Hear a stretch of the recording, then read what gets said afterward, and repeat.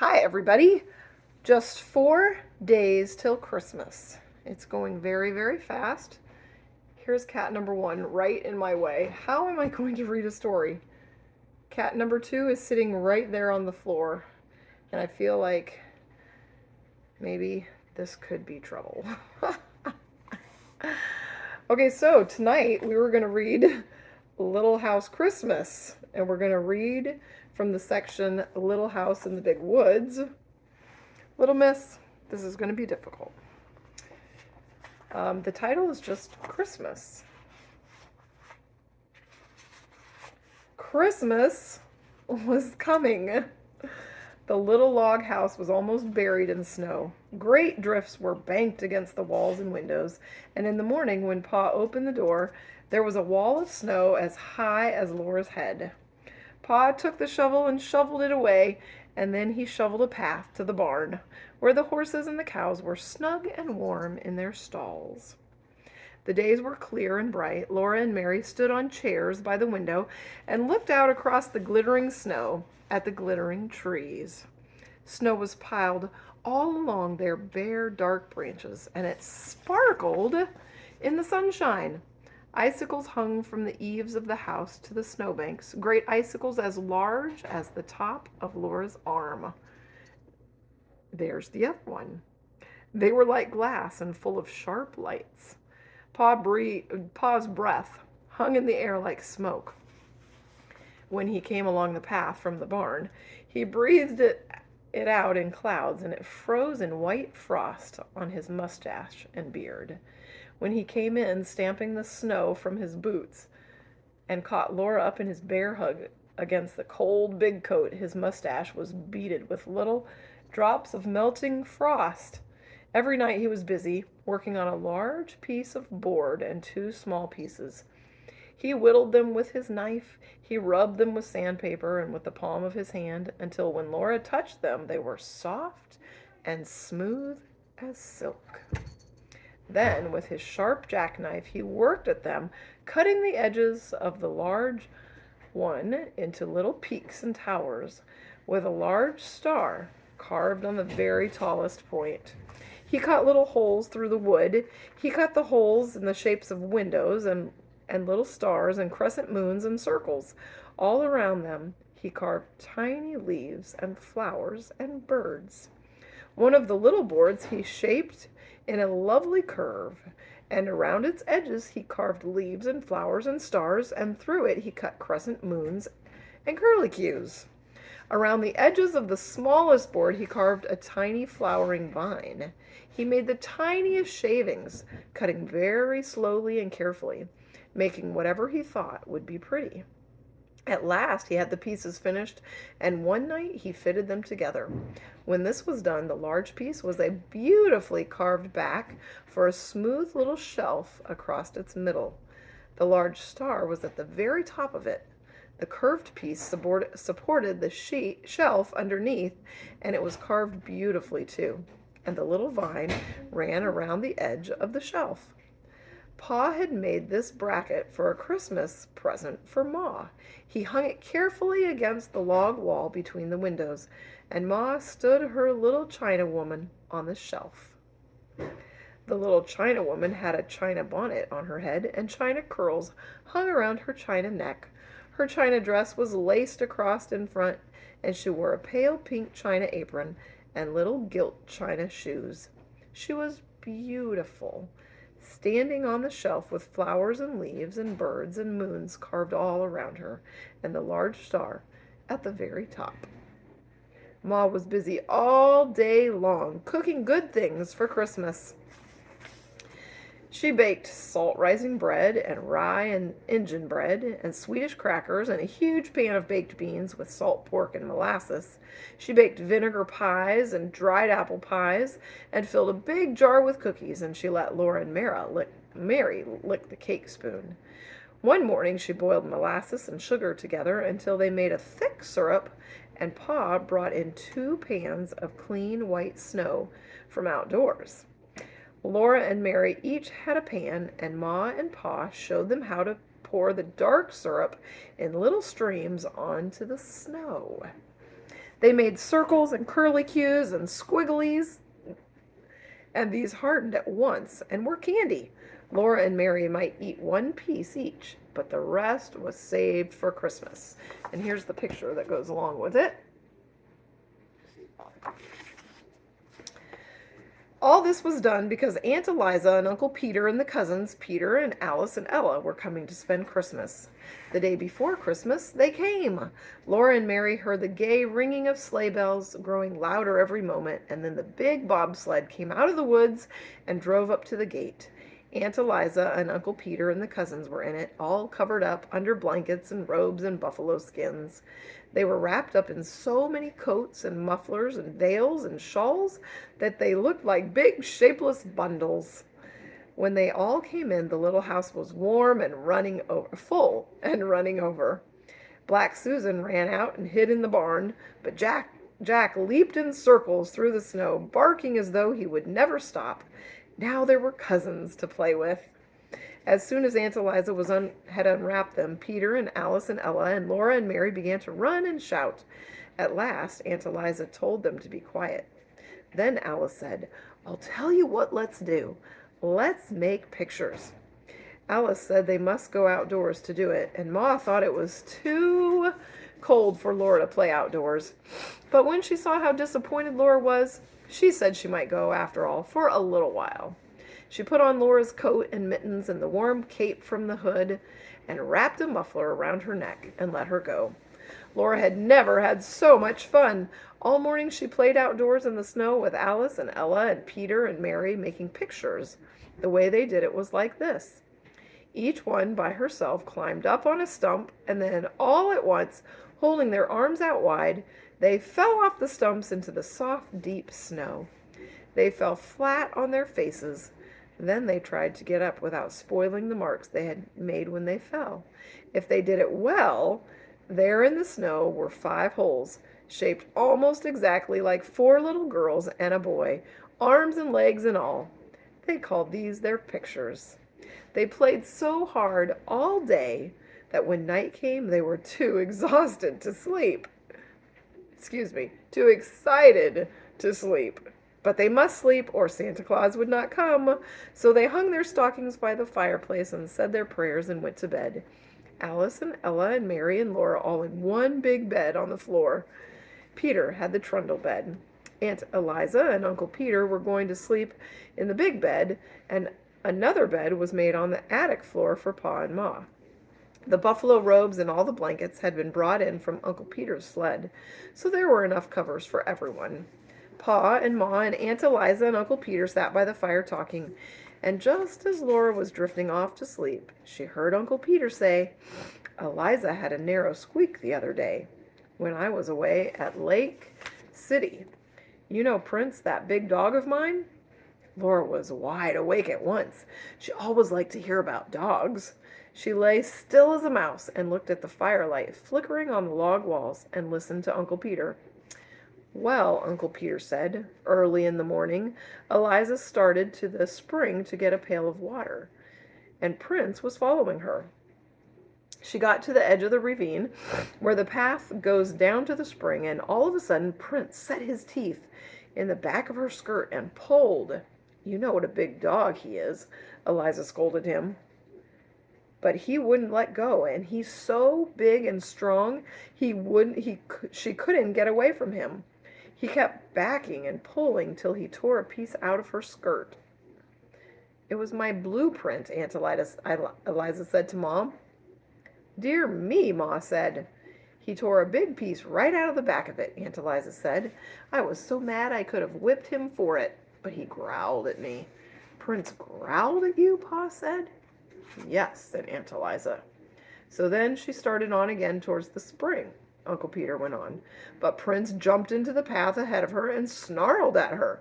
He paid no attention to her talking and her scolding. He just kept on showing his teeth and snarling. And when she tried to get past him, he kept in front of her and snapped at her. That scared her."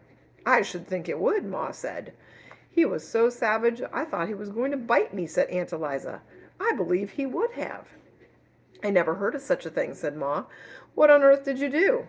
I turned right around and ran into the house where the children were and slammed the door.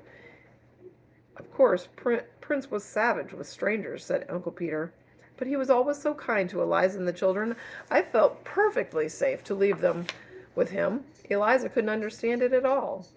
After she got into the house, she kept pacing around it and growling. Every time she started to open the door, he jumped at her and snarled. Had he gone mad? Said Ma. That's what I thought, Aunt Eliza said. I didn't know what to do. There I was, shut up in the house with the children, and not daring to go out. And she didn't have any water. And we didn't have any water. I couldn't even get any snow to melt. Every time I opened the door, so much as a crack, Prince acted like he would tear me to pieces. How long did this go on? Asked Pa. All day, till late in the afternoon, Aunt Eliza said. Peter had taken the gun, or I would have shot him. Along late in the afternoon, Uncle Peter said he got quiet and lay down in front of the door. Eliza thought he was asleep, and she made up her mind to try to slip past him and get to the spring for some water. So she opened the door very quietly. But of course he woke up right away. When he saw that she had the water pail in her hand, he got up and walked ahead of her to the spring, just the same as usual. And there, all around the spring in the snow, were the fresh tracks of a panther. The tracks were as big as my hand, said Aunt Eliza. Yes, Uncle Peter said. He was a big fellow. His tracks were the biggest I have ever seen. He would have got Eliza for sure if Prince had let her go to the spring in the morning. I saw the tracks. He had been lying up in that big oak over the spring, waiting for some animal to come there for water. Undoubtedly, he would have dropped down on her.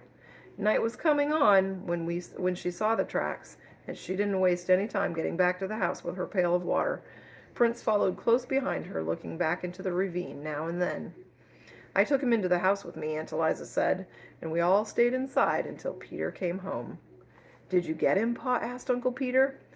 No, Uncle Peter said. I took my gun and hunted all around the place, but I couldn't find him.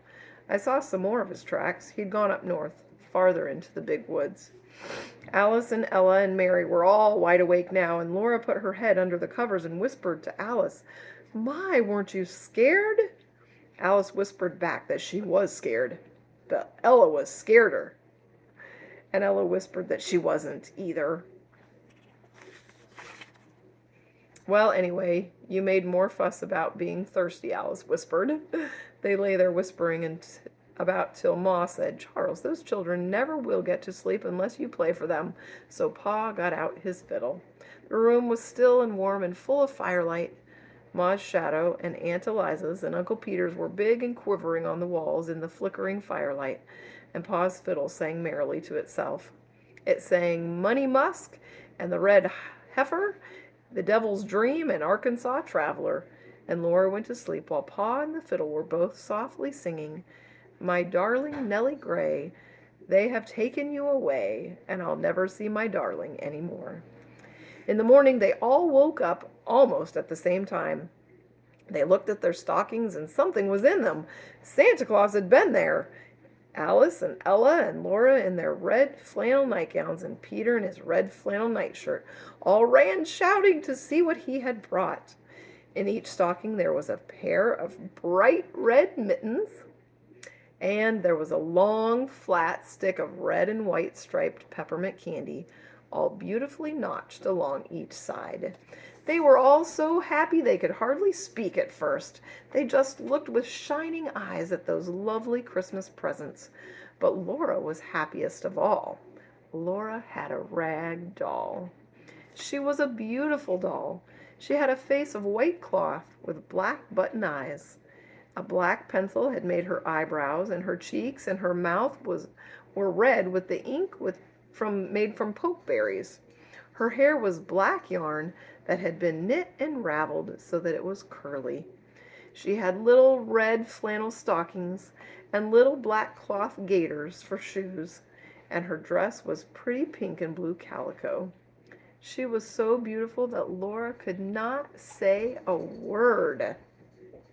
She just held her tight and forgot everything else. She did not know that everyone was looking at her till Aunt Eliza said, Did you ever see such big eyes? The other girls were not jealous because Laura had mittens and candy and a doll, because Laura was the littlest girl, except baby Carrie and Aunt Eliza's little baby, Dolly Varden. The babies were too small for dolls. They were so small that they didn't even know about Santa Claus. They just put their fingers in their mouths and wiggled them all with excitement. Laura sat down on the edge of the bed and held her doll. She loved her red mittens and she loved the candy, but she loved her doll best of all. She named her Charlotte. Then they all looked at each other's mittens and tried on their own, and Peter bit a large piece out of his stick of candy, but Alice and Ella and Mary and Laura licked theirs to make it last longer. Well, well, Uncle Peter said, isn't there even one stocking with nothing but a switch in it? My, have you all been such good children? But they didn't believe that Santa Claus could really have given any of them nothing but a switch. That happened to some children, but it couldn't happen to them. It was so hard to be good all the time, every day for a whole year. You mustn't tease the children, Peter, Aunt Eliza said. Ma said, Laura, aren't you going to let the other girls hold your doll? She meant little girls must not be so selfish. So Laura let Mary take the beautiful doll, and then Alice held her a minute, and then Ella. They smoothed the pretty dress and admired the red flannel stockings and the gaiters and the woolly, curly woolen hair. But Laura was glad when at last Charlotte was safe in her arms again. Pa and Uncle Peter had each a pair of new warm mittens knit in little squares of red and white. Ma and Aunt Eliza had made them. Aunt Eliza had brought Ma a large red apple stuck full of cloves. How good it smelled, and it would not spoil, for so many cloves would keep it sweet and sound. Ma gave Aunt Eliza a little needle book she had made, with bits of silk for covers and soft white flannel leaves into which to stick the needles. The flannel would keep the needles from rusting. They all admired Ma's beautiful bracket, and Aunt Eliza said that Uncle Peter had made one for her, of course with different carvings. Santa Claus had not given them anything at all. Santa Claus did not give grown people presents, but that was not because they had not been good. Ma and Pa were good. It was because they were grown up, and grown-up people must give each other presents. Then all the presents must be laid away for a little while. Peter went out with Pa and Uncle Peter to do the chores, and Alice and Ella helped Aunt Eliza make the beds, and Mary and Laura set the table while Ma got breakfast. For breakfast there were pancakes, and Ma made a pancake man for each one of the children.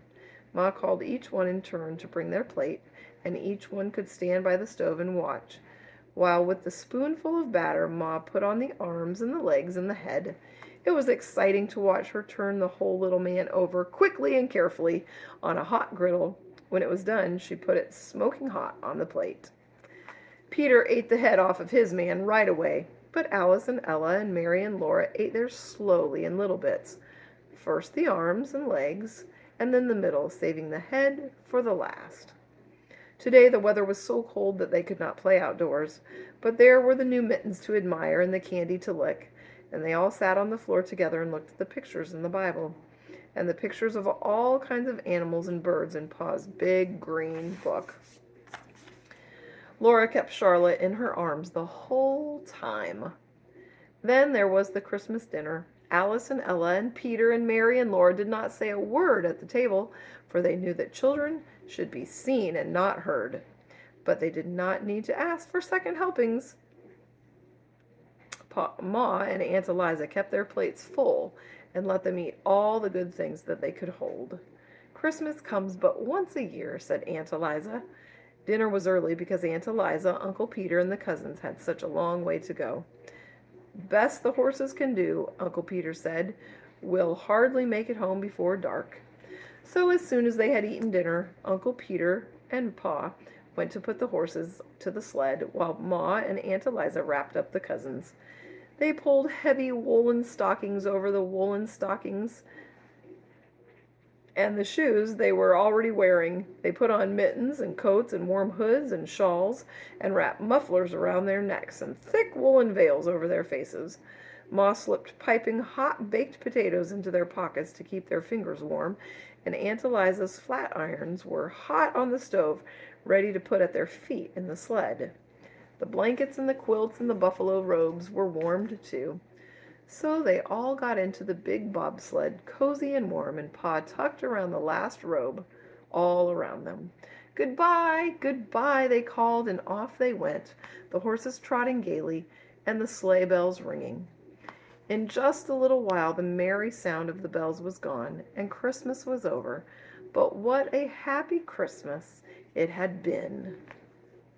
Right there in the big woods. Probably many of you, if not all of you, remember watching Little House in the Big Woods and Little House on the Prairie, and you probably saw that one put to television. Anyways, it's a neat little story of a neat little time in history. So I just thought I'd share that with you tonight. I hope you have a Merry Christmas, and I'll see you tomorrow for another story.